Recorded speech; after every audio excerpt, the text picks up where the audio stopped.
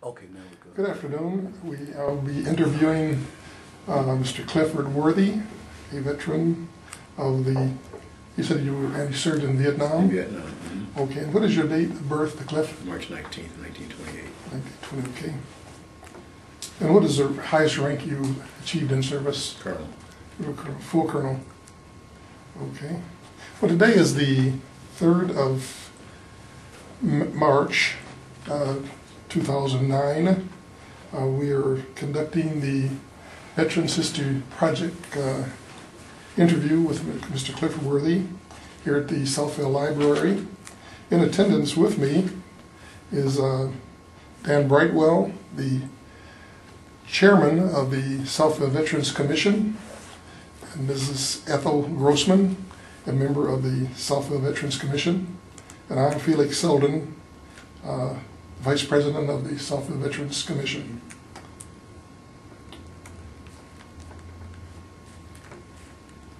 Cliff, we'd like to start a little bit this afternoon by you giving us a brief account of your background before entering the service.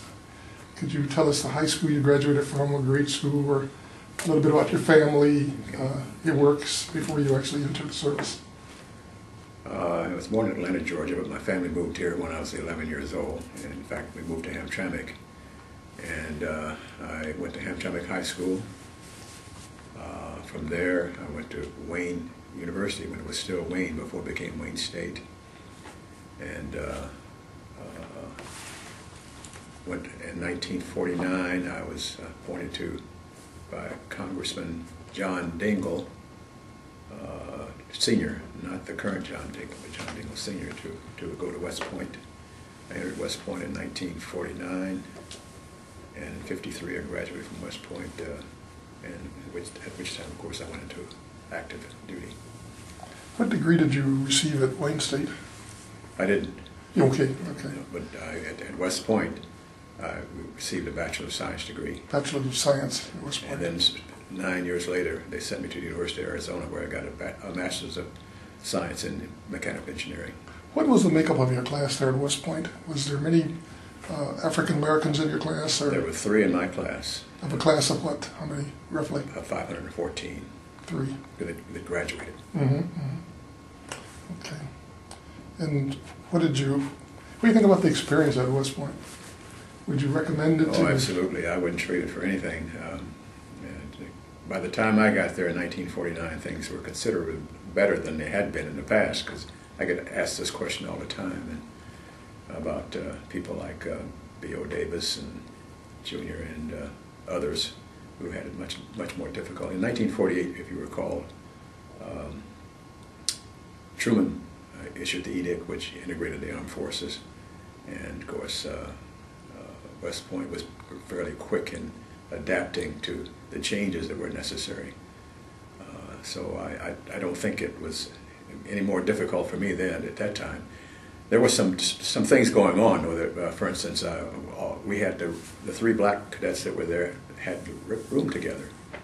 Now that changed the following year after I graduated, but when I went in, the 3 of us did, and that was different for 2 reasons. One, you were assigned to companies by your height, and for parade purposes, and so. But one of my classmates was about 4 inches shorter than myself and the other classmate, which means he had to take an extended gait in his walking in order to keep from bobbing up and down, and so we were forced to room together. In 1954, they changed that, where they didn't do that anymore. But, that was one thing that was different.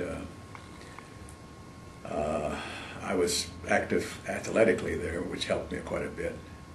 And I was on the tennis team and was captain of the squash team. And I think by that time, there were actually cadets, senior cadets that were senior to me, that probably made it easier for me because they didn't want to be accused of being picking on me. And that could be embarrassing in itself. So overall, it was a great experience. It was a great experience academically and as well as otherwise. Is it true, Cliff, that the ROTC students receive more military training than a cadet at West Point? Fundamentals of the military. I doubt that very seriously. I've not heard that before, but of course, for the entire 4 years that we're there, it's a military environment for 4 years. Plus, in the summertime, we would travel to bases throughout the country for additional training. We took courses on a regular basis, such as military history. I doubt it. The first 2 months you're there, from July and August, are sort of like a basic training, and it's very rigorous. In fact, I lost a lot of my classmates after the first 2 months. So it's hard for me to imagine that the ROTC would be any more aggressive than that than it was at West Point. But I could be wrong. It's quite interesting. I remember that I was told when I went to West Point as an ROTC cadet, they were saying that the ROTC students receive more basic military science than at West Point, but I couldn't believe it either. And listening to you, I don't think that's true. Yeah, in fact, the second summer we're there, we spend the whole summer out at a place called Camp Buckner. Now, these are many years ago. I don't know if things have changed, but and that was totally devoted to military training.